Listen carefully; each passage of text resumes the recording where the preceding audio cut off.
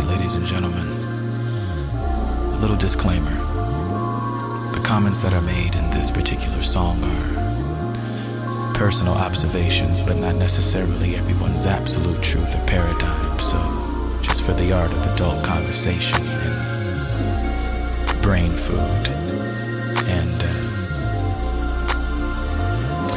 a conversation piece, here it goes. I have no idea why I decided to do this, except I thought it was something that needed to be addressed, and I'm just gonna go ahead and say what's on my heart, okay?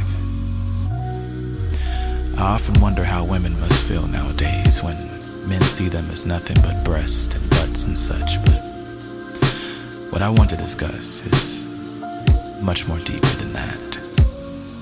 I found out after I was single, married, and then single again that I never truly appreciated all that the species woman had to offer. There are true intricacies that drive a man crazy. For example, asking your lady what she would like to eat. She says something like, whatever you want. Yeah, right. And then when you say what you want, then she replies, I don't want that. These are the things that women are notorious for, but we neglect them because we men, being as dogs, we're not used to having to work for affection, Cats, however, don't just come because you make kissing sounds at them. They don't come near when you say, come here, girl, Women are cats. They'll come to you when they need affection. Call it unfair, but isn't it ironic how we as grown men continue to pursue their approval and attention by literally chasing them instead of actually dating them? I found out recently that dating and courting are two totally different things. Courting is the preliminary engagement, and dating is where you find out or discuss the arrangements. It's common knowledge to well-versed adults that we should court each other's best representatives, but on the contrary, I would like to submit that perhaps we should be dating each other's truths. Somehow, something went wrong around 1994 while we were all still blunted off reality and sipping on gin and juice. We started dating the idea of what we had in our minds about the other party, yet all the while never letting the other party know what we truly were expecting of them. Most of us who are divorced at a young age now realize that we married the idea of what we thought marriage was supposed to be, instead of committing to making the marriage actually be what it should be, which is work. Even children require work, and it's like work to get them here, and work to keep them here, and then work to get them out of your house and into the real world. Before I start to sound a little too preachy on young, let me please state that I'm just now courting myself so that I can properly find out how to date. And the first lesson I learned was that the art of conducting oneself as a true gentleman has faded away faster than cross colors and battery-powered beepers combined. Secondly, originality is lacking in style and presentation because most men are so afraid of being labeled a metrosexual, a heterosexual male that takes very good care of himself, that they clone themselves into the latest street trends without any sense of how to relate their own style.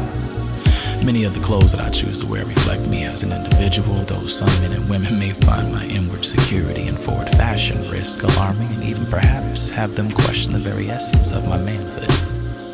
But once I realized that I'm all things to all people just at different times, I decided to do me and have the audacity to call it fly. My swagger is pimp, my speech is limp, and limp as controlled in every area. Direct, erect, conversation is not very gentlemanlike, especially considering most men's version of conversation is the equivalent to time spent in foreplay. Foreplay is the conversation that leads to the itinerary being discussed, thought about, and then realized. We shouldn't have to think about baseball to prevent a one-round knockout when we mass-marketed a pay-per-view 12-round extravaganza. Some women prefer the thug type and some prefer intellectual, but I prefer a little bit of both in my clothes and my bi-fashionality. I'm past and I'm present. And as for the future, I'm now. most folks just have to catch up because Tokyo drinks me. All these movements as a gentleman are necessary in order to appeal to the vast array of qualities that all real women, grown women, possess.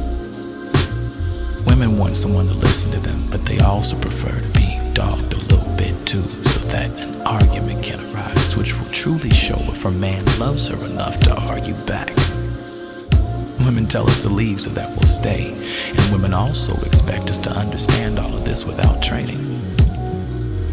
Women want this executed with flawless precision, and I think if we as men weren't so lazy and horny, we could actually become a little bit more creative in the ways to talk to a woman's mind for hours without ever having to touch her once.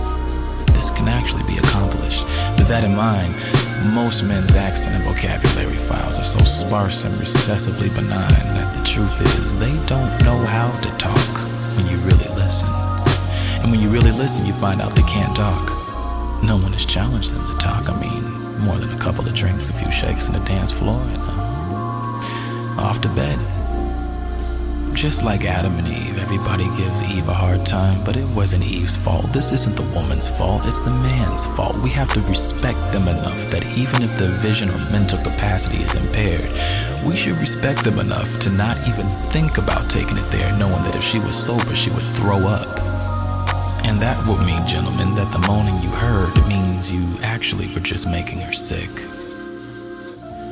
I had to challenge myself too, guys. With all the practice I had by myself and all the practice you've had by yourself, you'd think we'd have this self-control thing down, right?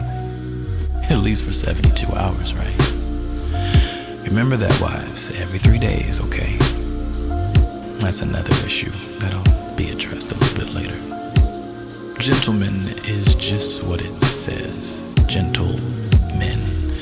Masculinity under control. Man naturally loves to take charge, and real women love for them to take it, so manhandle them. The first thing I'm going to take charge of is responsibility. I'm responsible for my women, whether I date them or not. Real gentlemen are made of steel and velvet, stone and silk, and that to me is the epitome of sexy. Okay, the abs and chest receive nominations for Best Supporting Actress, but the focus here should be poise, savvy, and conversation. Gentlemen, realize the importance of first impressions, which happens to be every time you walk into a room. People should feel when you've entered a room and feel when you've left. And true star power doesn't make it an announcement. The way you shine is from the inside out. And please believe, the grills, I ain't hating, but it's not cool. It's fun, but it's not cool. Know when to bust that, know when to ice that, and know when to serve that, and not just when to wax that. Clothes and conversation are always more important than cars and money, and you don't have to be rich to dress fly. I will say that every man needs a classic black tailored suit. Tailored suit should emphasize how comfortable you look in it. If it stiffens you or stifles you, it's wearing you, and clothes need to stay in their place. So should women. So check out the next song, Pride. You understand what I'm saying? No matter how dope your suit is, if the shoes are wrong, everything is wrong. Women are very detail-oriented, but if you pay close attention to detail, she spells it all out for you, and then you can't miss.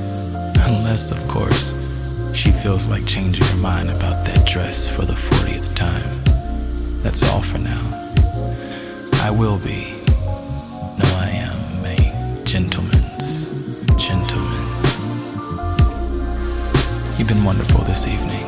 Thank you for your time and your patience. I hope you're enjoying the album so far. Let's step it up, man. Let's get back in our place. To all my ladies, he's out there. Don't settle for less. Don't settle.